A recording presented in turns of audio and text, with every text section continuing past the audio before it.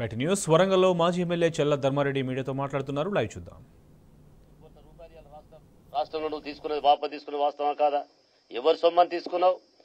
ఇది వాళ్ళ వాళ్ళ వాళ్ళ సొత్తు 2000 రూపాయలు, వాళ్ళకందరి జీతం లాగా వచ్చే డబ్బులు అవి. వాళ్ళందరినీ నువ్వు తీసుకునేది వాస్తవా కాదా? ఇట్లనే ఒకటి ఇలా రైతు బంధు అన్నావు, 5 ఎకరాల వరకే ఇచ్చినావు. మిగతాదేంది? ఇస్తావా తీసేస్తావా? ఏదో ఒకటి చెప్పు. ఇలా రకరకాలుగా మాటలు మాట్లాడుతూ మోసపోతా ఉన్నారు. నేను పరకాల నియోజక ప్రజలందరూ కూడా నేను విజ్ఞప్తి చేస్తా ఉన్నా, మోసపూరితమైనటువంటి మాటలు నమ్మద్దు. మరి ఏదైతే ఆ రోజు మార్పు అనుకున్నారో ఈ మార్పును 4 నెలలనే మనం చూస్తా ఉన్నాం. కంటికి పంటలు ఎండిపోతా ఉన్నాయి, కాంటాలు లేవు, కరెంటు లేదు, మద్దతు ధర లేదు, ఎలాంటిది కూడా ఎడారిలాగా మారింది. ఇంటి ముందు నీళ్ళ నల్లా వస్తలేదు. ఏనాడన్నా నేను అడుగుతున్న ప్రజలను మీరే గమనించాలి, గత 7-8 సంవత్సరాల నుంచి ఒక్క మోటార్ కాలిందా? ఒక్క స్టార్టర్ కాలిందా? ఈ రోజు మోటార్లు కాలిపోతున్నాయి, వాస్తవం కాదా? ఒక్కొక్క మోటార్కి 5,000, 2 సార్లు 3 సార్లు కాలిపోతే 15,000 రూపాయలు. ఇది అదనంగా రైతుకు భారమా కాదా? నేను రైతులారా మీరందరూ గుర్తించాలి. ఇది ఎన్నడన్నా చూసామా? మళ్ళీ రాత్రి పోయి మీరు బాయిల గడమంటున్నారు, పొద్దున లేవంగా పోయి బాయిల గడమంటున్నారు. ఆనాడు ఏనాడన్నా ఈ దుస్థితి ఉందా? ఆనాడు ఏనాడన్నా ఈ పరిస్థితి ఏర్పడిందా? గత 10 సంవత్సరాల కిందికి మళ్ళా గుర్తు చేస్తా ఉన్నారు కాంగ్రెస్. నేను అడుగుతున్నా రేవంత్ రెడ్డి గారిని, అరే కేసీఆర్ దిగిపోగానే కరెంటు పోద్దా? ఇది ఎక్కడ అన్యాయం అండి? కేసీఆర్ దిగిపోగానే మోటార్లు కాలుతాయా? మరి ఆనాడు మీ ప్రభుత్వంపై మా కేసీఆర్ గారు రాగానే కరెంట్ ఎందుకు వచ్చింది? అసమర్థులైన మీరు కరెంటు ఏ విధంగా వస్తుంది? ఎట్లా సృష్టించుకున్నాం? మరి దాన్ని ఎట్లా ఉత్పత్తి చేసుకున్నాం? గా విధంగా నువ్వు అధికారులు చెప్తే కరెంటు జాగాలు నడిచేదే కదా. కరెంటుకు నువ్వు ఏమైనా పైసలు పెట్టి కొనేది ఉందా? ఇవాళ 7,000 మెగావాట్లు తెలంగాణ రాకముందు ఉన్నటువంటి తెలంగాణ ప్రాంతంలో ఉన్నటువంటి ప్రొడక్షన్ ఈ రోజు 17,800 18,000 మెగావాట్లు ఉత్పత్తి అయింది, వాస్తవం కాదా? మరి అది ఎట్లా ఉత్పత్తి అయింది? ఎంతో మేధోమదనంతో ఎన్నో రాత్రులు కష్టపడి సంవత్సర కాలం లోపే తెలంగాణ ముఖ్యమంత్రి ఏర్పడిన తర్వాత, ముఖ్యమంత్రి అయిన తర్వాత సంవత్సరం లోపు 24 గంటల కరెంట్ ఇచ్చింది, వాస్తవం కదా? నువ్వు దిగిపోయిన 15 రోజుల కరెంటు పోడైంది. ఆయన సంవత్సరం లోపల కరెంటు ఉత్పత్తి చేసి తెలంగాణ ప్రాంతాన్ని సస్యశ్యామలంగా 24 గంటల కరెంట్ ఇచ్చి తెలంగాణ ప్రాంతమంతా కూడా ప్రాంతాన్ని ప్రపంచ దేశమే ఐటీ రంగం రావాలి, అక్కడికే పోవాలని, ఫార్మా రంగం, ఇండస్ట్రీ రంగం, ఎన్నో రంగాలలో ముందుకు పోతున్న దాన్ని ఈరోజు కరెంటు తీసేస్తే మనం ఎక్కడికి పోతాం ఒకసారి ఆలోచించాల్సిన అవసరం ఉంది. ముఖ్యంగా పరకాల నియోజకవర్గ ప్రజలకు నేను విజ్ఞప్తి చేస్తా ఉన్నా, దయచేసి మీరు ఆలోచించి ఓటు నిర్ణయం తీసుకోవాలి, ఆలోచించే ఓటు వేయాలి. 1-2 సార్లు ఆలోచించాలి. మొన్న వేనం మోసం కాకుండా రైతులకు కానీ, ఇటు మహిళలకు కానీ, ఇటు వృద్ధులకు కానీ, పెన్షన్దారులందరికీ కూడా నేను విజ్ఞప్తి చేస్తా ఉన్నా.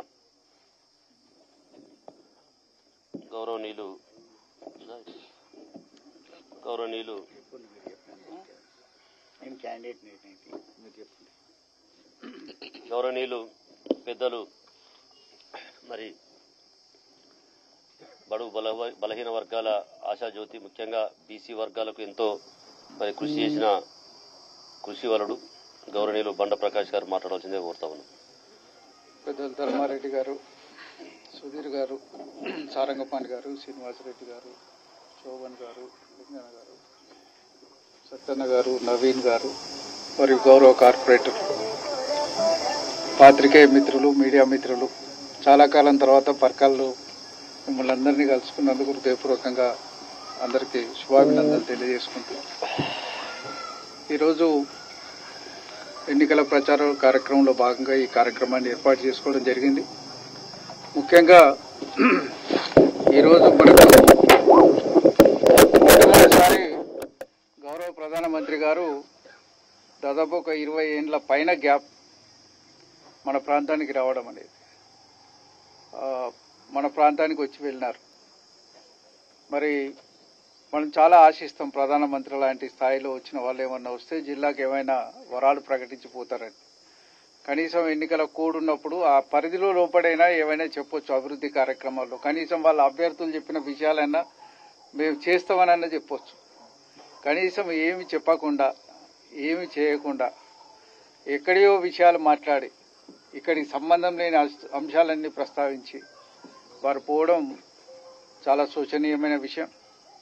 మొన్ననే రేవంత్ రెడ్డి గారు కూడా మన చుట్టుపక్కల ప్రాంతాలన్నీ పర్యటించుకుంటూ మాట్లాడుతున్నారు.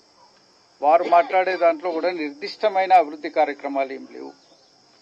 ఈ జిల్లాకు సంబంధించి ఈ ప్రాంతానికి సంబంధించి ఏ కార్యక్రమాలు కూడా వారు స్పష్టంగా ప్రకటించడం లేదు.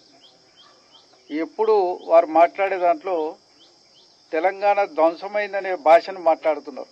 వాస్తవంగా ఒక్కసారి 10 ఏళ్ల కాలాన్ని మీరు కూడా పరిశీలించి చూడండి. 10 ఏళ్ల కాలంలో 24 గంటల కరెంట్ ఇచ్చి, ప్రజలకు కావాల్సిన సాగునీరు ఇచ్చి, ప్రజలకు తాగునీరు ఇచ్చి, పల్లెల్ని పునర్జీవింపజేసింది తెలంగాణ రాష్ట్ర ప్రభుత్వం, కేసీఆర్ గారి నాయకత్వం. అటువంటి పల్లెలు ధ్వంసమైందని మాట్లాడడం అనేది వారి యొక్క అరాచక ఆలోచనలకు పరాకాష్ఠగా నేను ఈ సందర్భంగా నేను మనవి చేస్తున్నాను. మీకు అందరికీ తెలుసు, ఇక్కడ పల్లెల్లో మనం అనేక ప్రాంతాలు పర్యటించిన గత ప్రభుత్వాల కాలంలో పత్తి రైతుల ఆత్మహత్యలు, అనేక రకాలుగా ఇబ్బంది పడ్డ ఈ పరకాల ప్రాంతం సుభిక్షంగా తయారైందంటే అది తెలంగాణ రాష్ట్ర ప్రభుత్వం కాలంలోనే తయారైంది. ఇవాళ ఎండాకాలంలో కూడా మత్తలు దుంకిన పరిస్థితి మనం చూసినాం నీళ్లలో. ఈ ఎండాకాలం వచ్చేవరకు ఈ ప్రభుత్వం వచ్చింది, ఎండాకాలానికి మొత్తం అన్ని ఎండిపోయిన పరిస్థితే ఉంది. వాస్తవంగా గ్రామాలకు పోతే ఏ రోజు కూడా పల్లెటూర్లకు పోయిన రోజు బిందెలు అడ్డం పెట్టకుండా ఆడబిడ్డలు ఏ రాజకీయ నాయకుడిని గతంలో రానియకపోయేది. మరి ఊళ్ళల్లో ఇన్వర్టర్లు, మరి కన్వర్టర్లు, ప్రతి ఇంటికి 2 లైట్లు, ఒక ఫ్యాన్ అంటే 1500 2000 పెట్టుకుని ఇళ్లలో పెట్టుకున్నారు. ఇవన్నీ ఎప్పుడో పాత ఇనుప సామానునికి అమ్ముకున్నారు బిడ్డలు. అది తెలంగాణ రాష్ట్ర ప్రభుత్వం ఇచ్చిన కాన్ఫిడెన్స్. ఇవాళ ఆ విశ్వాసం మళ్ళీ తిరిగి వెళ్ళిపోతున్నది. ఈ ప్రభుత్వం కనీసం మేము చేసిన అంశాలనైనా దాన్ని క్రమబద్ధీకరణగా ముందుకు తీసుకుపోవాల్సిన అవసరం ఉంది. ఇలా పర్కాల్లో ఒక 100 బెడెడ్ హాస్పిటల్ ధర్మారెడ్డి గారు శాంక్షన్ చేయించుకొచ్చినారు. మీరు కట్టండి, దాన్ని కట్టి ఓ సవాల్గా తీసుకొని నిర్మాణం చేయండి. ఈ ప్రాంతానికి ఎప్పుడు లేని ఒక అవకాశాన్ని వారు తీసుకొచ్చింది. 100 బెడెడ్ హాస్పిటల్ ఇక్కడ తీసుకురావడం కాదు, ఇటుపక్క ఒక మెడికల్ కాలేజ్, అటుపక్క ఒక మెడికల్ కాలేజ్ వస్తున్నది. అద్భుతమైన హెల్త్ సిటీనే వరంగల్లో తీసుకురావడానికి మేము ప్రయత్నాలు చేస్తున్నాం. ఇలా వరంగల్ జిల్లాకు దాదాపు అన్ని ప్రాంతాలకు, ఇలా మహిబాద్ కావచ్చు, జనగాం కావచ్చు, అన్ని ప్రాంతాలకు మెడికల్ కాలేజీలు తీసుకురాగలిగినాం. ప్రజల జీవన ప్రమాణాలు పెంచడానికి 10 ఏళ్ల కాలంలో అనేక రకాలుగా మనం పనిచేసినాం.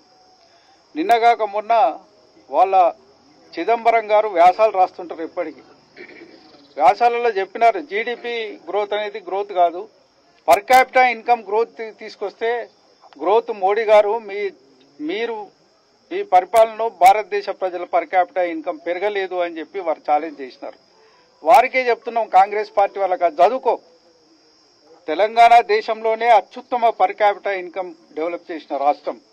3,17,000 పర్ క్యాపిటల్ ఇన్కమ్ డెవలప్ చేసిన రాష్ట్రం. మరి అంత గొప్పగా ఈ రాష్ట్రాన్ని డెవలప్ చేసి ఎఫ్ఆర్బిఎం పరిధిలోనే మనం అప్పులు తీసుకొచ్చి రాష్ట్రాన్ని అద్భుతమైన వాటిని కూడా మూలధన పెట్టుబడులకు మార్చి అభివృద్ధి సంక్షేమాన్ని 2 కళ్ళలాగా మనం తీసుకుపోయిన నేపథ్యం ఉంది.